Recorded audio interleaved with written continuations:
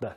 Бұл мәлімдемеде 23 маусымда митингке шығуға үндеген роликтерді Киевтегі жарнамалық агенттік Әблязовтың ақшасына дайындаған делінген.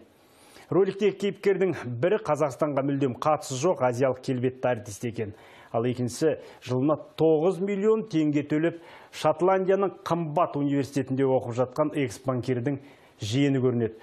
Бас прокуратура өкілдері роликтің негізгі мақсаты елді арандатып, іріткі салу деп отыр.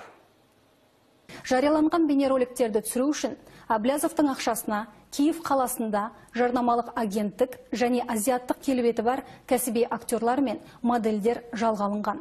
Қазақстанда жұмыс істейді деген және халықты 23 маусымда митингке шығуға шақырған жас жігіт Әблязовтың туған жиені Айдар Амангелдиев болып табылады. Ол Қазақстаннан 2009 жылы көшіп кеткен.